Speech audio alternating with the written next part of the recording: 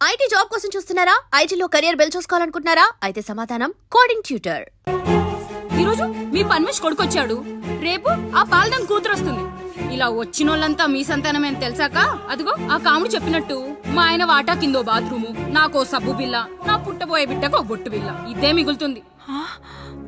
అయినా ఊరి జనాభా కన్నా అన్నయ్య పిల్లల సంఖ్య ఎక్కువైపోతుంది. వాళ్ళందరూ ఇంటి మీదకి వచ్చే లోపు మా ఆస్తి మాకు ఇచ్చేస్తే మా బతుకులు మేము బతికేస్తాంగా. అవునన్నయ్య, మా ఆస్తి మాకు కావాలంతే. ఎవరిని పట్టుకుని ఏం మాట్లాడుతున్నారయ్యా? ఉన్నప్పటి నుంచి ఆయన మిమ్మల్ని సాగుతూ ఉన్నారు.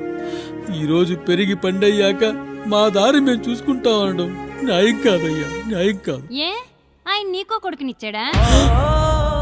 వాడి పేరేంటి? ఐఫోనా? ఎరా, ఆస్తి కావాలా? 4 బ్రష్లతో తోముకుంటే ఎక్కడ విడిపోతామో అని నా బ్రష్ టూత్ పేస్ట్ నీకు త్యాగం చేసినప్పుడు అప్పుడు అడగాల్సిందిరా అన్నయ్య ఆస్తి కావాలి అని. ఎరా, నేను వాడిపారేసిన లంగోటాలు మార్చి మార్చి చొక్కాలు చేతిగుడ్డలుగా వాడారే, అప్పుడు అడగాల్సిందిరా అన్నయ్య ఆస్తి పంచు అని. నువ్వు 6 నెలల పసిగందుగా ఉన్నప్పుడు పాల కోసం ఏడుస్తుంటే నిన్ను తీసుకెళ్లి పసుల దొడ్లో కట్టేశానే, అప్పుడు అడగాల్సిందిరా అన్నయ్య నాకు ఆస్తి కావాలి. మా తండ్రి గారు పాపారాయుడు పోలికలు నాకు, నా పోలికలు ఆండ్రాయిడ్కి. అసలు మా కుటుంబంలో ఏ పోలికలు లేని మీకు ఎందుకు ఇవ్వాలరా ఆస్తి? ఆస్తి లేదు, గీస్తి లేదు. Get out, get out, get out, get out, get out, get out అని నేను అనొచ్చు, కానీ అనగలనట్రా? అనలేను. ఎందుకంటే మీరంతా నా తమ్ముళ్ళు, నా చెల్లెళ్ళు. రక్తం తాగిన దోమ కూడా వెళ్ళేటప్పుడు కృతజ్ఞతగా ఏ మలేరియానో టైఫాయిడో వదిలి వెళ్తుంది. కానీ రక్తం పంచుకొని పుట్టిన మీరు ఈ అన్నయ్య కోసం ఆస్తి కూడా వదల్లేకపోతున్నారు కదరా. గుమస్తా గారు, నా యావదాస్తి నా తమ్ముళ్లకు చెల్లెళ్లకు వాళ్ళ పేర్ల మీద రాయండి. నాకు చిల్లి గవ్వ కూడా అక్కర్లేదు. ఇక ఈ ఇంటికి నాకు ఎటువంటి సంబంధం లేదు. లక్ష్మి, సావిత్రి, మీ చీరలు విప్పేయండి. ఇక్కడికి వచ్చేటప్పుడు ఏ చీరలు కట్టుకున్నారో వెళ్ళేటప్పుడు కూడా అదే చీరలు కట్టుకోండి. వెళ్ళిపోదాం. దస్తావేజులు తీసుకురండి.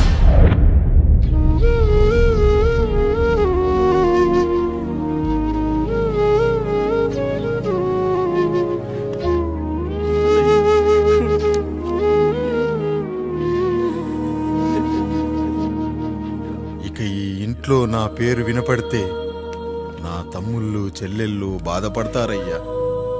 ఈ ఇంట్లోనే కాదు, ఈ దస్తావేజులో కూడా నా పేరు ఉండకూడదు. నేను ఇక్కడ సంతకం పెట్టి వీళ్ళ మనసు నొప్పించలేను. అయ్యా, మొత్తం వదిలేసి మీరెలా బతుకుతారయ్యా? ఎండకు నీడలా, వర్షానికి గొడుగులా నన్ను ఇన్నాళ్ళు కాపాడింది. కష్టాల్లో సుఖాల్లో నాకు తోడుగా నిలిచింది. నా నిజమైన ఆస్తిని, కుటుంబ గౌరవాన్ని కాపాడింది. ఇదేరా నా ఆస్తి, అంతస్తు. ఇదే మా నాన్నగారిచ్చిన లంగోట. బంగారం లాంటి తమ్ముళ్ళే లేనప్పుడు నాకు మాత్రం ఈ బట్టలెందుకురా? వెతికిన దొరకదే రూపం, అరి పిలిచిన పలకదే ప్రాణం. వెతికా నువ్వు నడిచిన దారుల్లో, బ్రతికే నువ్వు విడిచిన శ్వాసల్లో. హో నీడ నడిగా, గాలి నడిగా, ఎక్కడని నా ప్రాణం. ఏరు నడిగా, ఊరు నడిగా, ఎందుకని మౌనం? బాధనను విడువనని తడిమినది వెంటపడి.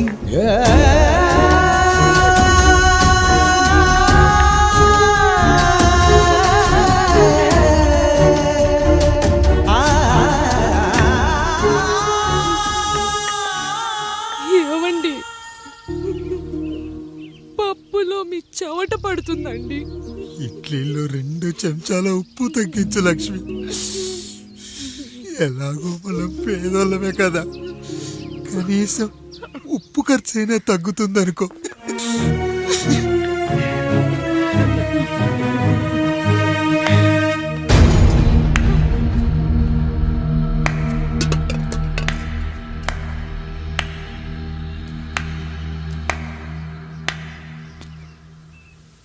పప్పు రుబ్బుతున్నావా పెదరాయుడు?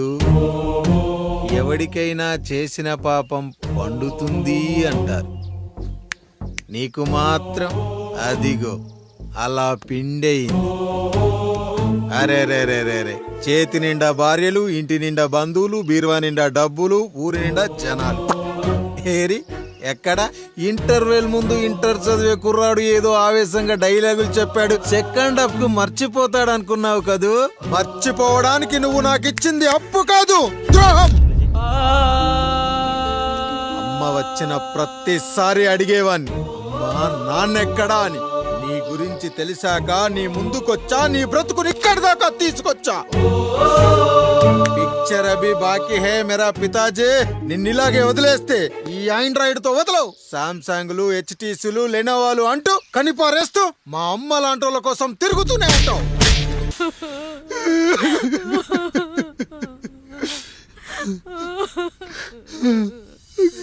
భార్య పోయింది, తమ్ముళ్ళు వద్దనుకున్నారు, కుటుంబం, ఊరు, ఆస్తి ఇప్పుడు ఏదీ లేదు. ఇక నేను ఎవరి కోసం బతకాలి? ఏ కరెంటు నా భార్యను పొట్టన పెట్టుకుందో అదే కరెంటు నా చావును కోరుకుంటుందో. నా చావుతో అయినా నా తమ్ముళ్ళు, నా జనం నన్ను అర్థం చేసుకోగలిగితే చాలు. ఉంటాను, ఉంటాను.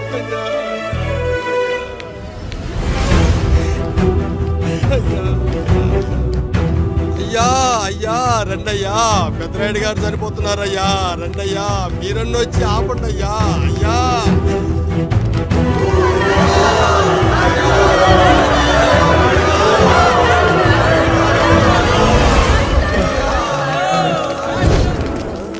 ప్రజల్లారా, నా బిడ్డల్లారా, నా జీవితం మీకే అంకితం. మళ్ళీ జన్మంటూ ఉంటే మీకోసం తిరిగి వస్తాను.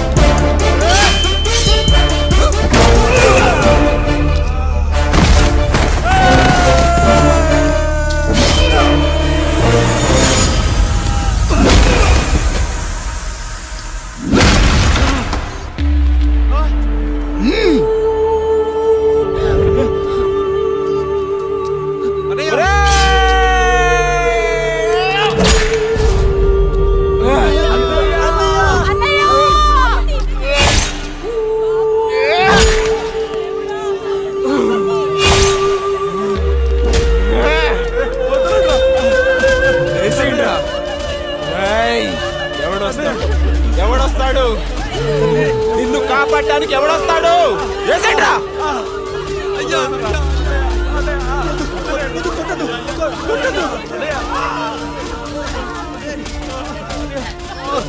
కష్టం వస్తే ఒక్కసారి నాన్న అని పిలవరా, ఆ సమాధిలోంచైనా లేచొస్తా.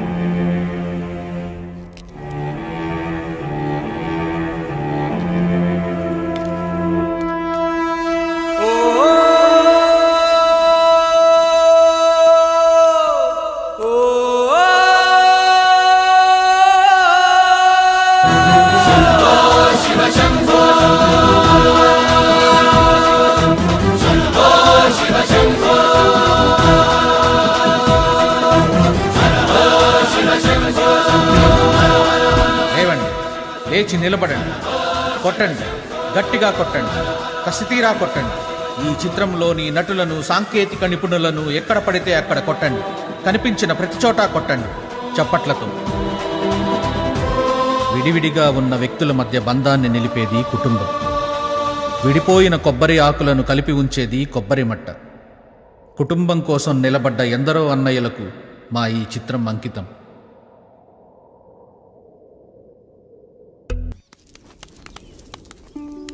అయ్యా, దేవుడిచ్చిన ప్రసాదం అనుకుని నలుగురిని కన్నాను. ముగ్గురికి పెళ్లి చేయగలిగానయ్యా. ఈ ఊరి ఏమిచ్చినా మీరు తీసుకుంటారు కదయ్యా. ఇది మిగిలిపోయింది, తమరే ఏదో ఒకటి చెయ్యండి అయ్యా.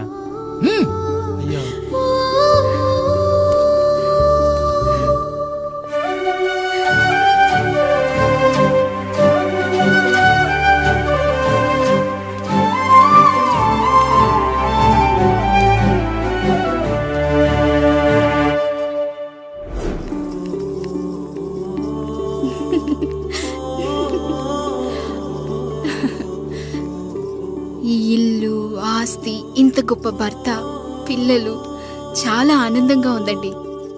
కానీ నాకు ఒకటే లోటు. మన తర్వాత మన పిల్లల్ని చూసుకోవడానికి వీళ్ళకొక అన్నయ్య కావాలండి. అచ్చం మీ పోలికలతో వీళ్ళకొక అన్నయ్యని కందామండి. నువ్వు అడుగుతే కాదనగలనా?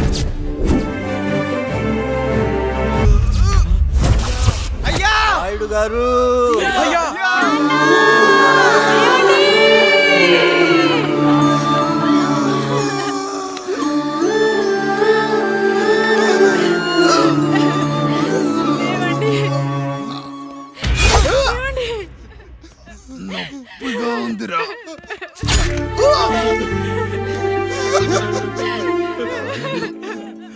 సుధా నేను లేకుండా ఎలా ఉండగలను? పర్వాలేదండి, బిడ్డలతో నేను ఉండిపోతాను.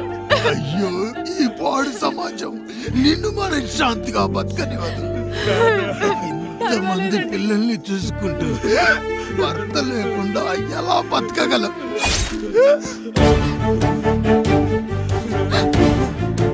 వద్దండి.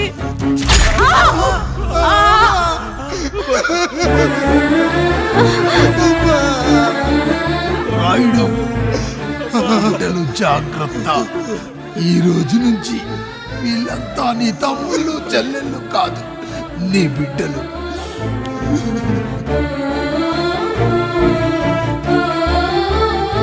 ఎక్కడికి వెళ్ళనురా. నీ కష్టం వస్తే ఒక్కసారి నాన్న అని పిలవరా. ఆ సమాధిలోంచి అయినా లేచొస్తా.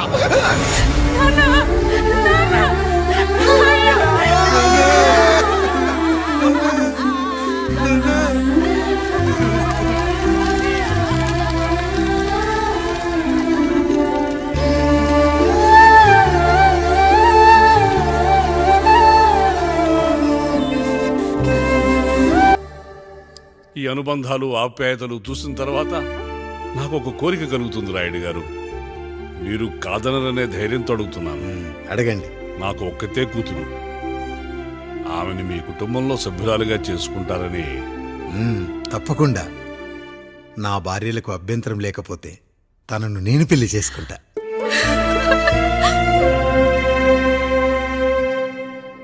అయ్యో, మీరు పొరపాటుగా అర్థం చేసుకున్నారు. మీ పెద్ద తమ్ముడికి ఇచ్చి చేస్తారని.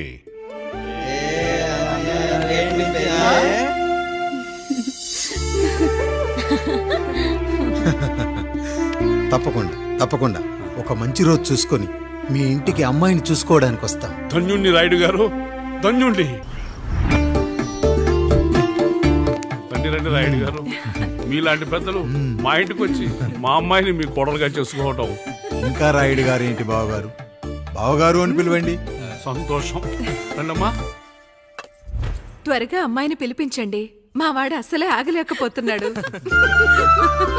మా వాడు చిన్నప్పటి నుంచి అంతేనండి. కక్కొచ్చినా ఏమొచ్చినా ఆపుకోలేడు. త్వరగా మీ అమ్మాయిని పిలిపిస్తే ఆ కళ్యాణం ఏదో చేసేద్దాం. అమ్మా జయమాలిని, అమ్మాయిని చూసురా.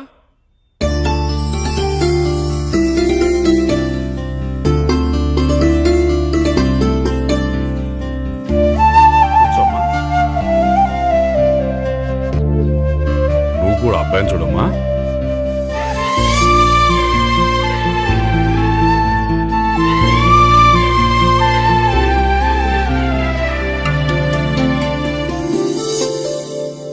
మా అమ్మాయిని చెప్పుకోవడం కాదు గాని అసలు ఈ కాలపిల్ల కాదు బావగారు.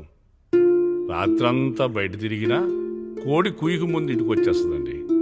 మళ్ళా ఊరంతా నిద్రలేగిస్తే తప్పుగా అనుకుంటారు కదా. తను తిరిగే స్నేహితుల్లో పచ్చి తాగుబోతులు తిరుగుబోతులు ఉన్నారు. కానీ ఆ విషయాన్ని తన మనసులోనే పెట్టుకుంటుంది గాని స్నేహితుల గురించి ఎప్పుడూ చెడుగా చెప్పింది లేదు బావగారు. దీని చిన్నప్పుడే నా భార్య కారు డ్రైవర్తో కలిసి పక్క సందులోనే కూరగాయల మార్కెట్కి వెళ్ళి తప్పిపోయారు. అప్పటి నుంచి ఎంత వెతికించినా మా డ్రైవరు కనపడలేదు, నా భార్య దొరకలేదు.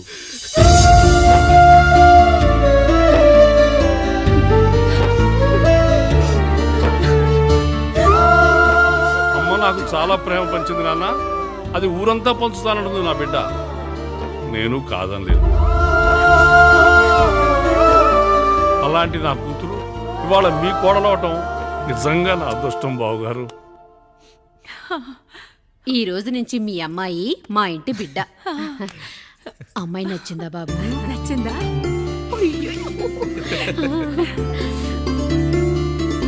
వాడికేం తెలుసు అన్నయ్య గారు, చిన్న పిల్లాడు ఇప్పటికీ ఆకుని చెవులో పువ్వుని నోట్లో పెట్టుకొని తిరుగుతూ ఉంటాడు.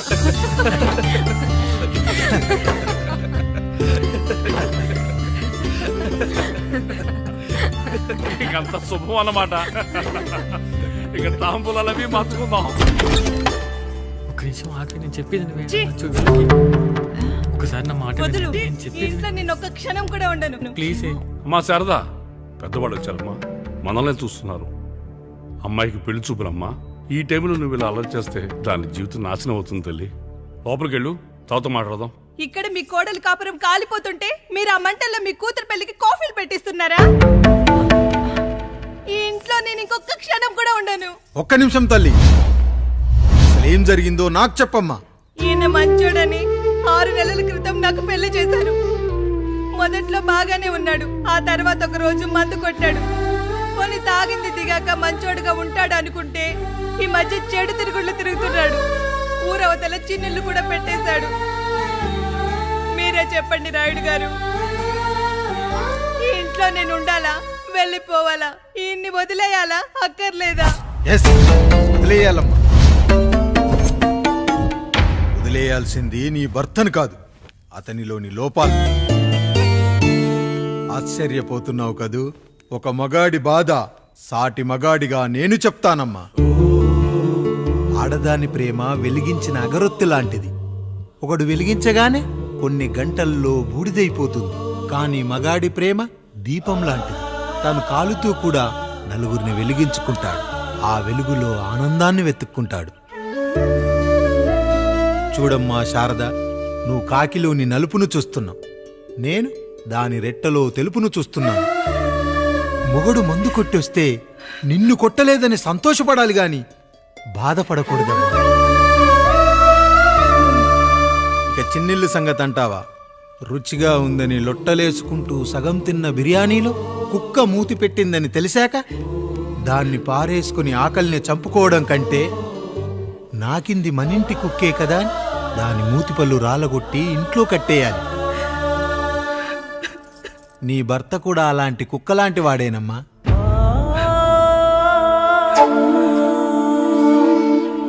ఆడదానికి వయసొచ్చాక 3 ముళ్ళేసుకొని 90 ఏళ్ల జీవితం గురించి కలలు కంటుంది. అదే మగాడు 3 ముక్కలాడి 90 ml మందేయాలని కలలు కంటాడు. హౌస్లోనికి హౌస్ కీపింగ్కి తేడా తెలియని అమాయకపు జాతమ్మా మా మగజాతి. పండగ పూట తినే పాయసం రుచి గురించి మీకు తెలిసి ఉండొచ్చు. కానీ గరళం కంటే చేదుగా ఉన్న బ్రాందీని కక్కలేక మింగలేక తాగే ఆ బాధ ఒక్క మగాళ్లకు మాత్రమే తెలుస్తుంది. కష్టాల్లో ఓదార్చిన మందును సుఖాల్లో మర్చిపోకూడదని తాగడమే కాని మాకు మాత్రం తాగాలని ఆశుంటుందా తల్లి? చివరిగా ఒక్క మాట, కష్టాలు పొంగల్లో మిరియాల్లా మనకే వస్తాయి, కానీ సంతోషాలు ఉప్మాలో జీడిపప్పులా పక్కనోడుతూ ఉంటాయి. ఎదుటివాడి ఉప్మాలో కూడా పనికిరాని కరివేపాకుంటుందని సర్దుకుపోవడమే జీవితమమ్మా. రాయుడు గారు, నన్ను క్షమించండి. రాయుడు గారు, నన్ను క్షమించండి. నా తప్పు నేను తెలుసుకున్నాను. ఈ రోజు నా 2 బిడ్డల జీవితాన్ని కాపాడారు రాయుడు గారు. ఈ శుభ కార్యక్రమాన్ని కూడా మీరే జరిపించండి. తప్పకుండా.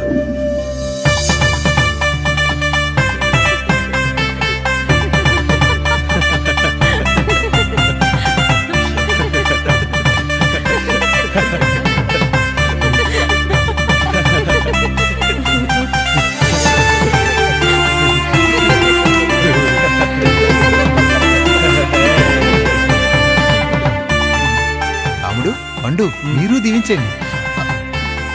మేము దీవించండి.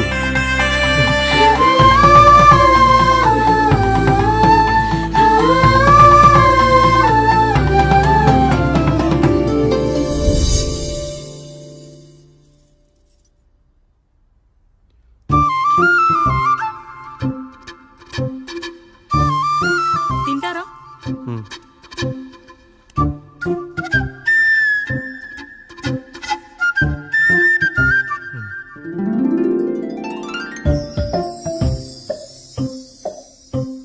ఫస్ట్ టైమా?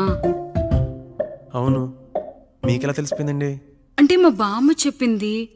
శోభనం గదిలో అనుభవం మగాడైతే మామిడిపండు పిసుక్కొని తింటాడు, అదే లేనివాడైతే మీలా ఇలా అరటిపండు ఓపిగ్గా ఒలుచుకొని తింటాడు అని.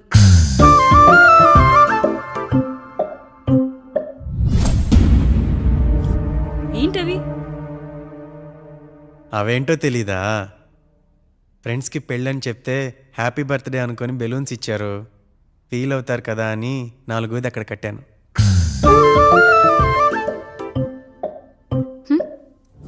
ఈ అన్నీ వచ్చాడు. పిల్లల గదిలోకి వెళ్ళారా? వెళ్ళారండి. మీరెంత ఏంటి ఇంత రాత్రైనా ఇంకా పడుకోలేదా? మీరు లేనిది ఎప్పుడైనా పడుకున్నామా అన్నయ్య?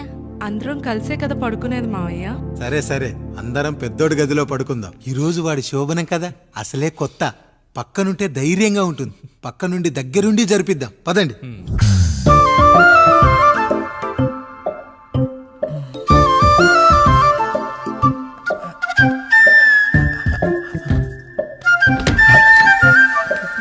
కానివ్వండి రా, కానివ్వండి కానివ్వండి. మీరేం మావయ్య ఇక్కడ పడుకుంటున్నారు? అదేంటమ్మా పెద్దోడా, చెప్పలేదా? మేమంతా కలిసే పడుకుంటామమ్మా. నువ్వు మాతో పాటే. అవును భార్గవి. మీరు ఊరుకోండి. మీరు ఇక్కడ పడుకోవడం నాకు ఇష్టం లేదు మావయ్య.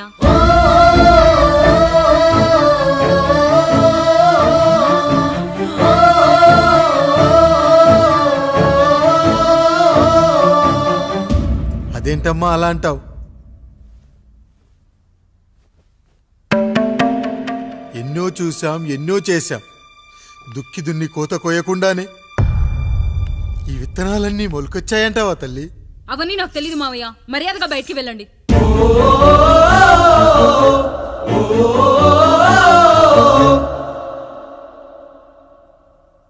కనీసం ఆ మూలనైనా పడుకుంటామమ్మా. నువ్వైనా చెప్పరా పెద్దోడా? అంటే తను ఇబ్బంది పడుతుంది కదా నాన్న.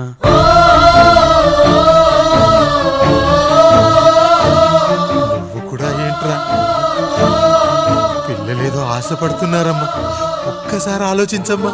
మావయ్య మీరు బయటికి వెళ్తే మేము తలుపులేస్తాం.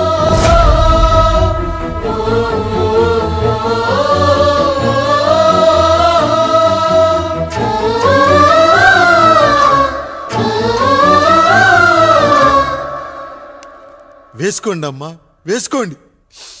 తలుపులు వేసుకోండి.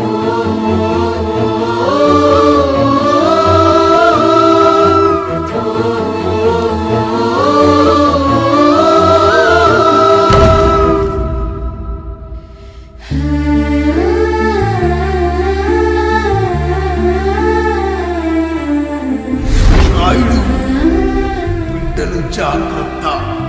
ఈ రోజు నుంచి వీళ్ళంతా నీ తమ్ముళ్ళు చెల్లెళ్ళు కాదు, నీ బిడ్డలు.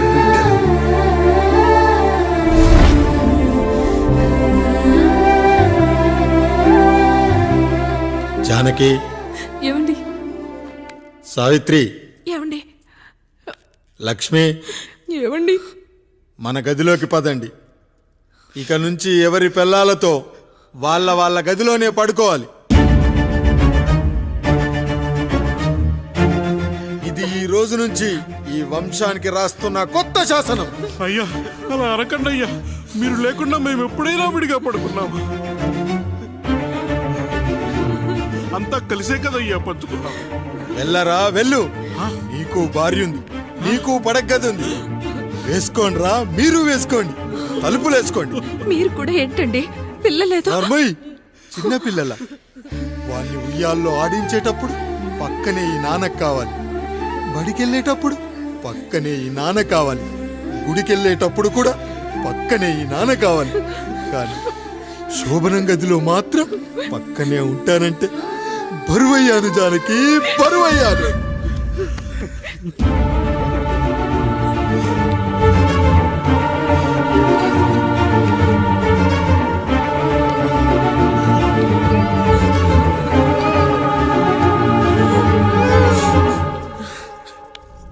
ఏంటండి ఇంకా అదే ఆలోచిస్తున్నారా? ఎలా మర్చిపోగలను లక్ష్మి? జరిగిందేదో జరిగిపోయింది, మీరు బాధపడకండి. ఎంత మాట అన్నాడో చూసావా? నా భార్య ఇబ్బంది పడుతుంది, బయటికెళ్ళండి నాన్న అన్నాడు. వాణ్ణి ఎలా పెంచాను? చదువుకుంటే పై చదువులకు వాడు వేరే ఊరు వెళ్లాల్సి వస్తుందని చదివే మాన్పించేశాను. జ్వరం వస్తే ఆ మాత్రలు చేదుగా ఉంటాయని నేనే మింగాను. నోరు తెరిచి అమ్మ కావాలన్నప్పుడల్లా ఎంతమంది అమ్మల్నిచ్చాను. నాన్న అన్న ప్రతిసారి నాన్నల్ని ఇవ్వలేకపోయానని వాడికి నా మీద కోపమో ఏమో జానకి. నిజమేనండి, మనమంతా ఇలా లేమే. మన కుటుంబానికి దిష్టి తగిలింది. మా నాన్న మరణంతో ఆస్తిపోయి తమ్ముళ్ళతో నడి రోడ్డున పడ్డప్పుడు ఇలాంటి కష్టాన్ని మొదటిసారి అనుభవించాను.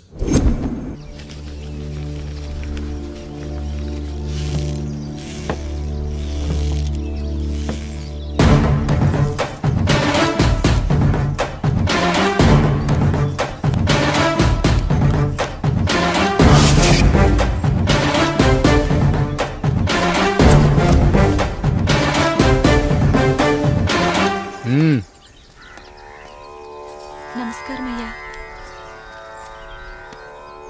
అయ్యా, మన ఈరిగాడికి సంవత్సరం క్రితం పెళ్ళయిందయ్యా. మొన్నటిదాకా తాడు బంగారంలో ఉన్న వాళ్ళ జీవితం ఇప్పుడు తాడు ఫ్యాన్లో మారిందయ్యా. తన భర్తకి తల్లిదండ్రులు ఎక్కువయ్యారయ్యా. కట్టుకున్న భార్యకి చీర కొనడం కంటే అమ్మా నాన్నలకు మాత్రం మందులు కొనటమే తన సంతోషం.